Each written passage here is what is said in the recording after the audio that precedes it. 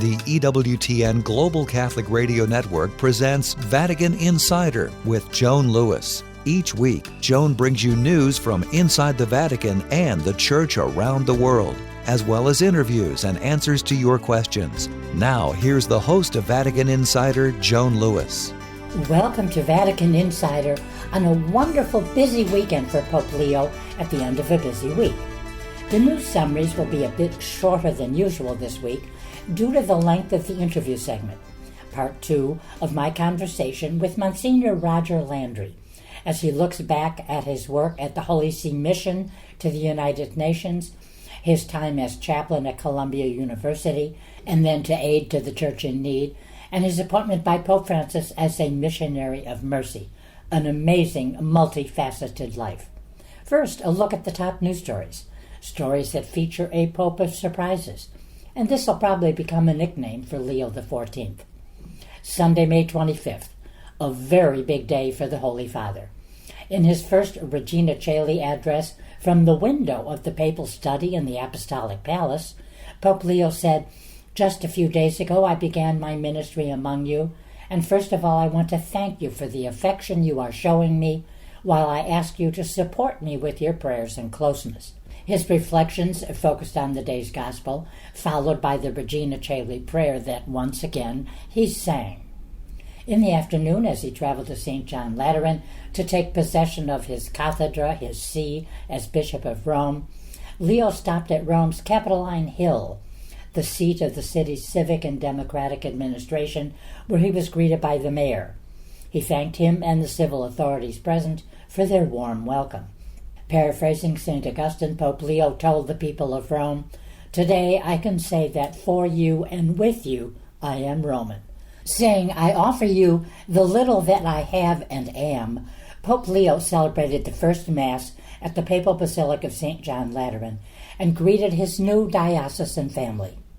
After Mass, he went to the Basilica of St. Mary Major, where he venerated the icon of Mary, Salus Populi Romani.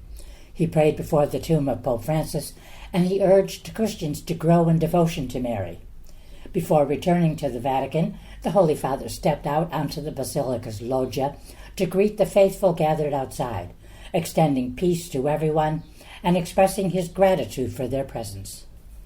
Monday, May 26th. In the morning, there was a joyful encounter between the Holy Father and the football team from Naples that on Friday had won its 4th Italian national championship. Stressing the moral quality of sport, Pope Leo XIV told the players, "It's the team, not the individual players, which wins a championship." Before reading his address, however, the Pope joked with the players, suggesting that they hadn't wanted to applaud him because the press had reported he was a fan of the Roma team.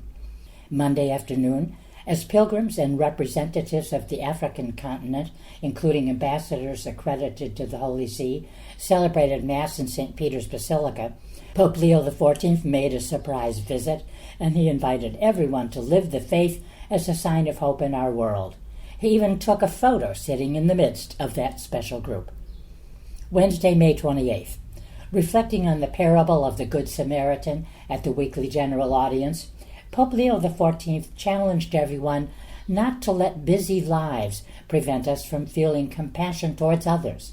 On a journey, he said, a man is beaten, robbed, and left for dead, which can happen to us when circumstances, people, even those we've trusted, strip us of everything and leave us out in the open. But it's in such encounters with others that we come to know who we really are. When we meet someone in need, we are faced with a choice, to care for them or look the other way. The Samaritan helps, not out of a religious requirement, but because he is one human being in front of another human being in need. Compassion, said Leo, is a matter of humanity, not a religious issue. At the end of the audience, Leo XIV appealed for a ceasefire now in Gaza. He said, "From the Gaza Strip, we hear rising ever more insistently to the heavens the cries of mothers and fathers who clutch at the lifeless bodies of their children and who are continually forced to move about in search of a little food and water and safer shelter from the bombardments." Also Wednesday, Pope Leo XIV sent a telegram to Cardinal Jaime Spengler, Archbishop of Porto Alegre, and President of CELAM, the Latin American and Caribbean Episcopal Council, in which he warmly greeted the bishops as they gather for the 40th Ordinary General Assembly of CELAM, marking 70 years since the first General Conference of the Episcopate was held in Rio de Janeiro in 1955. Thursday, May 29th, Pope Leo made a surprise trip to Castel Gandolfo, where he visited the Borgo Laudato Si, an area of the papal residence converted by Pope Francis into a space for formation and raising awareness about the care for our common home. Leo also visited the Papal Palace, once a summer papal residence that Francis turned into a museum in 2016. He also spent time in the beautiful Garden of the Virgin Mary, the Belvedere Gardens, and the Crypto Porticus, the archaeological remains of the Roman Emperor Domitian's audience hall. Friday, May 30th. The Holy Father had a series of private audiences, including Ecumenical Patriarch of Constantinople Bartholomew I. He also welcomed members of the movements and associations of the Arena of Peace. A year ago, he said, you launched the great Arena of Peace event in Verona, with Pope Francis in attendance. He said at that time, building peace starts by standing alongside victims and seeing things from their point of view. This approach is essential for disarming hearts, approaches, and mentalities, and for denouncing the injustices of a system that kills and is based on the throwaway culture. Those are the week's news highlights, but now stay here for a riveting conversation with Monsignor Roger Landry as he explains some of his ministries as a priest.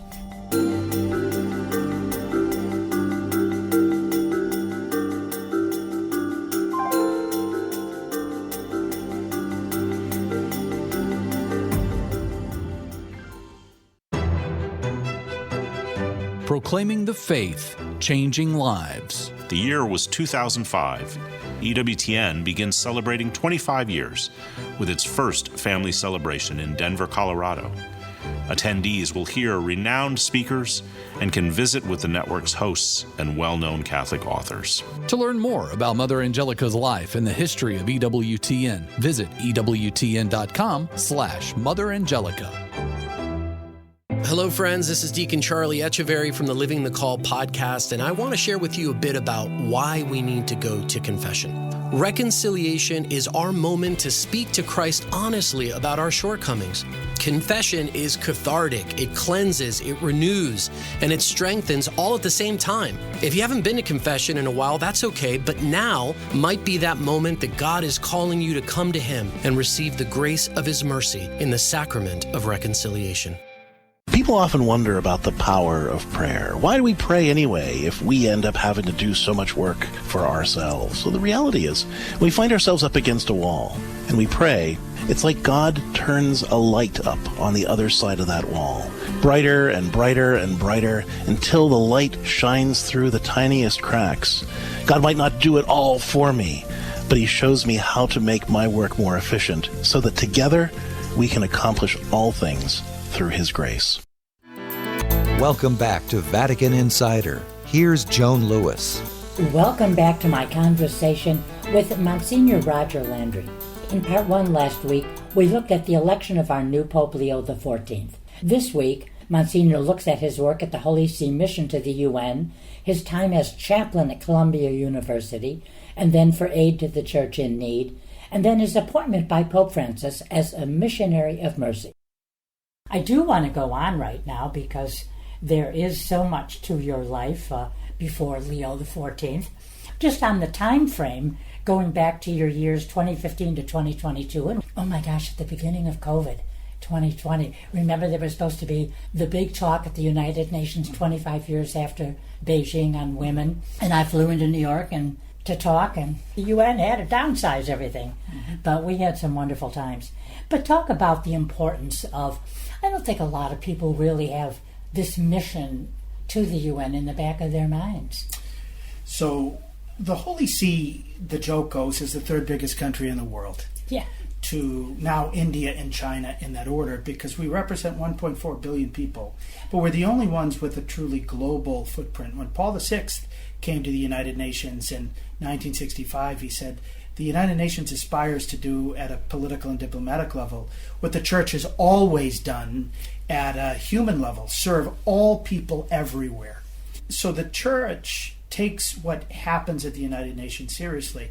Every time a pope's come to the United Nations, they've spoken very clearly that the UN has to be reformed. Yeah. There are lots of processes that are not adequate to the needs that are out there and the hopes that people are placing in the UN. There's corruption in various of the UN agencies. People know that. But they said, if the UN didn't exist, we would have to found it, because we've got to have some means by which we can settle one-on-one disputes without resorting to war. Yeah. Certain of the problems in development transcend individual countries' foreign aid capacities. There needs to be some type of organization. Sure.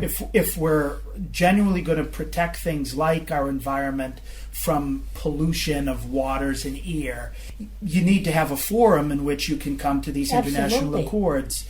And then the popes have always insisted that we've got to have some mechanism by which people keep their agreements. And so from the 5th century onward, the Church has had this principle of pacta sunt servanda, that treaties need to be kept. And I've just gone through with you the 4 main pillars of the United Nations Charter. Sure. Preventing war, the Church has been doing that since Jesus said, blessed are the peacemakers, and arrived as the Prince of Peace. Protecting human rights and the dignity on which it's based. I mean, that's our day-to-day social teaching in action. To keep our word, and so we don't lie. Yeah. And that's one of the reasons why even Muslim dictators want to surround themselves by Catholics, because the end doesn't justify the means, and we tell the truth. And then finally, lifting the poor out of poverty. Sure. And that's always been a goal of the Church. And so the Holy See helps the international community keep our eyes on these human goods. Absolutely. Rather than just letting everything drop to national interest, to selfishness, to self-centeredness. And so it was a real honor to work there for 7 years for Pope Francis. Well, the things that people want to know about a lot of the topics you've just mentioned, they go to the website and they can see our speeches. They can even see in some instances, a summary of it. But one thing, I was on a delegation, 4 delegations that John Paul named me to in the 90s. And I can remember it was either Cairo or Beijing at a big press conference that Navarro Valls gave. Very talented head of the press office. One journalist stood up and said, what right do you even have to be here? And Navarro Valls said, well, interestingly enough, he said, actually, probably the oldest diplomatic corps in the world is the Catholic Church, the Holy See.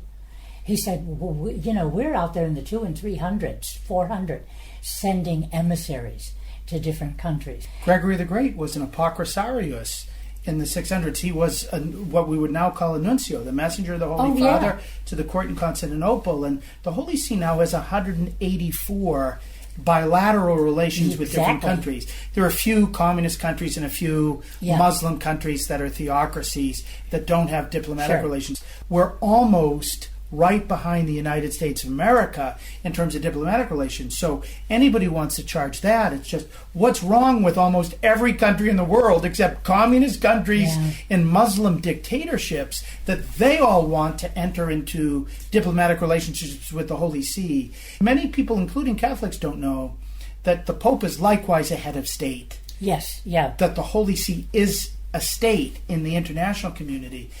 Historically, it was powerful and influential state when it was tied to, for example, the Papal City-States in central Italy. But it still maintains that service to the international community, that we have a right, the Pope has a right as an international leader, as a monarch, to participate in those debates. Nobody complains about Nauru with its 11,000 citizens. There are several countries at the UN which have fewer than 25,000, and we never hear anybody really complain about that. The opposition to the Holy See is always because of what we stand for, not because we're standing. But what's interesting, the world's media, do they want to know what the Holy See says? Because when I was on those delegations, The UN had its press conference every day. The only other country, institution there, that had a press conference every day was the Holy See. We had so much to say. I mean, Navarro Valls had several languages, beautifully expressive, did such a wonderful job. But I mean, there weren't rooms big enough because all of the media wanted to be there. We would have cameramen standing on the desks that we were working at to be able to get their good pictures. We always were sought to be on the side of the countries who wanted to win. Sure. At the United Nations. We weren't always on the same sides of the same countries. It depended on the issue. But any time the Holy See was on a country side as part of a coalition pushing for a particular outcome, they were always grateful because we brought premises to the conclusions that nobody else would synthesize to give. Most of their premises were not on values. Most of them were in terms of national desires. Well, we had people who linguistically could speak to someone else in their own language. It could be Arabic or Chinese or French. And that makes a huge difference. Most diplomats have more than one language, but most Holy See diplomats have served in so many different countries that by the time we show up there, we can have native conversations in 4, 5, 6 different languages. And especially the smaller countries are so grateful when we make the effort to allow them to be themselves. That's part of the art of effective diplomacy, and the Holy See's diplomatic corps has a high reputation for that reason. Well, sometimes people go to these conferences and the documents at the UN will be in English, and the first language of a lot of people is not English. I can remember in Beijing that we would help people translate. So you'd have, here was the thing I thought was beautiful. There were so many other diplomats, heads of delegations, and members who wanted to talk to the Holy See. The Holy See never went to their office. They always had to come to ours. And 9 times out of 10, we were helpful in the sense that paragraph 8.25 of a certain document in English, they wanted to be able to say it with the correct translation in French or in some other language. And you know what, Roger?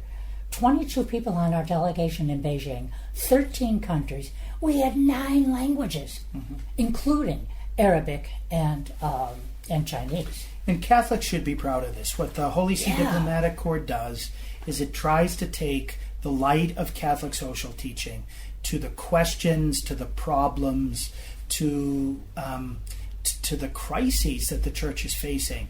And so we have a bimillennial prep for these types of things rather than just what the platform of the particular party that won the last election says. And so people really do appreciate that, and I was honored for those 7 years to play a small part in it. The last of those years was 2022, and then next on your resume, Catholic chaplain at Columbia University. A pastor, a chaplain, being around young people, because I love it, and I could be their grandmother, but being around young people can be so stimulating. It can be challenging. I just think of the young people who might have fallen away from their faith. You were there for them, certainly possibly conversions, who knows. So talk a little bit about that time. What young people on college campuses want the most today is they really want strong leadership.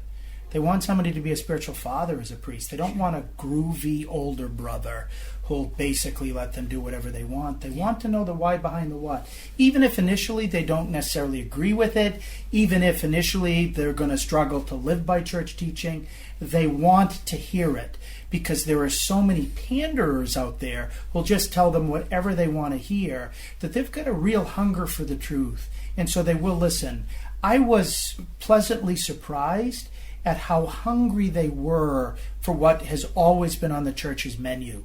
And so when they were getting it, they were coming back for more. They were asking for seconds. My last semester there was last fall, and in the fall I used to do 2 OCIA, Order of Christian Initiation adult programs each year because I didn't want people whose last semester was going to be, for example, in the fall, not to be able to be received into the church because they weren't going to be around at Easter time. And so it was a lot more work on me, but they were students who could study And you could do concentrated courses just like you might have in a language or in one of the fields there. We did the same thing in the faith. My last semester there, we had 36 students in this program. Oh. And that's a sign of just the explosion of young people interested in the faith all across the country. Lots of people in lots of dioceses and parishes are reporting records. God's doing something beautiful among people. God the Father's continuing to draw. What we need to give them is straight meat and potatoes. That's what they're been made to hunger for. And sometimes we want to soften Jesus' message. Yeah. But Jesus challenged us. He said, if we're going to be his follower, we have to deny ourselves, pick up our cross each day and follow him, forgive 70 times 7 times, that we need to go to the second mile, give our outer garments, not just our inner garments, pluck out our eyes and chop off our hands and feet if they're leading us to sin. As John Paul II said in Holland back in 1985 or 86, Jesus gives us a challenging gospel, but he also gives us himself to meet those challenges. Exactly. And so this is the crucified guy we've signed up to follow.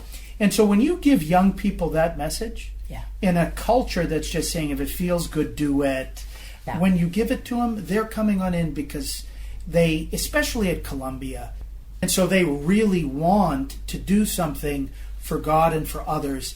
And when the church challenges them, then they're not going to respond to the challenges of groups like Planned Parenthood or the Human Rights Campaign or things like this. We've got to challenge them with the challenge that comes from the Lord. That's what I learned from St. John Paul II when I was a young person, and what a great joy it was for me to be a vujek for them, an uncle who could accompany them more and more toward Christ, who is the truth, who has the answer to what every human heart asks. And the more often Focus does so many wonderful things to Federation of Catholic University Students. And we had Focus at Columbia, and they were my chief collaborators, and I'm so grateful to have had these missionaries at my side. Now, at the same time you were at Columbia, you were also the ecclesiastical assistant to Aid to the Church in Need USA. That's an amazing organization.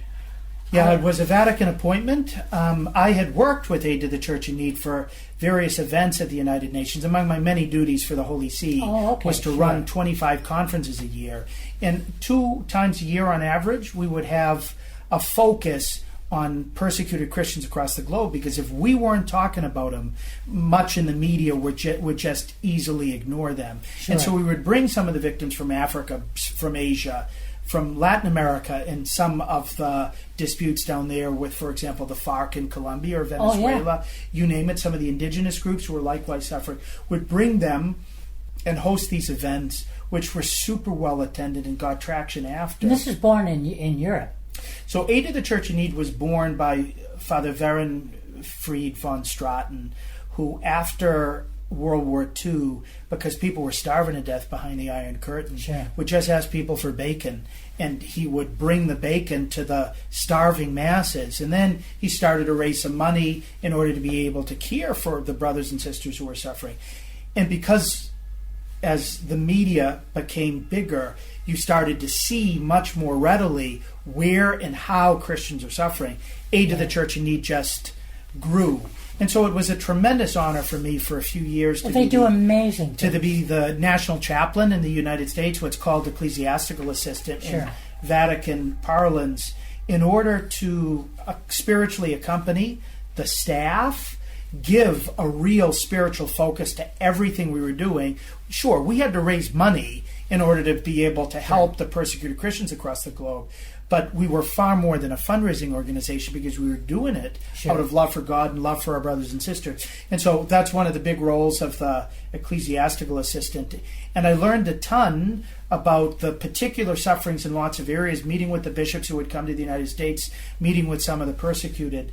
Little did I know at the time that that was going to be preparing me for the position that I now have as the National Director of the Pontifical Mission Societies. But the scope that I got, looking at all 195 countries at the UN, the scope that I got from looking at the particular sufferings of the Christians, particularly Asia, Africa, and Central and Eastern Europe, that has equipped me very well now to lead the Pontifical Mission Societies in the United States.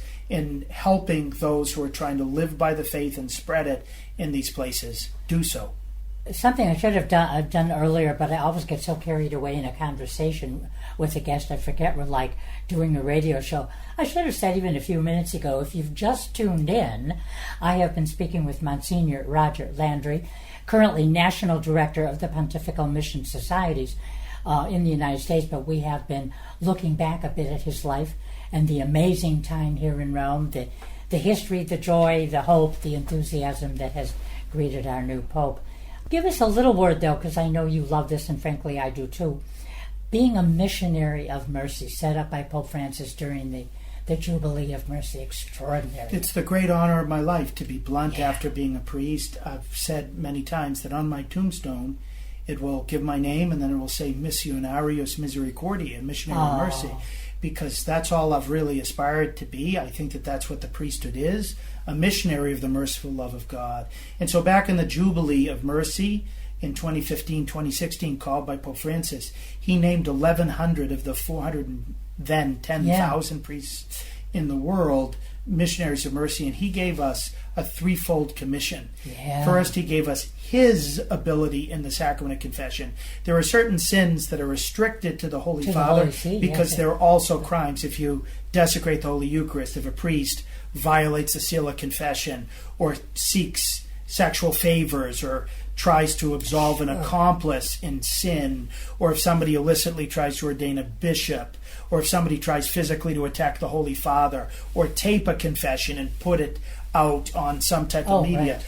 All of these are crimes that you can't be forgiven by an ordinary priest except on danger of death, because the Holy See takes it so seriously that you first need to come to the Holy See so that they're able to give the penance, even while maintaining the anonymity of the confessional.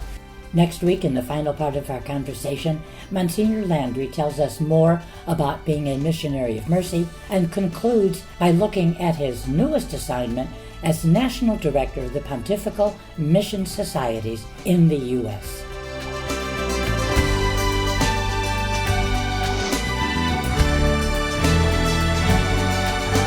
For more information on these stories, or to check out Joan's blog and to ask her a question, go to EWTN.com. That's EWTN.com. Thanks for listening to Vatican Insider on the EWTN Global Catholic Radio Network.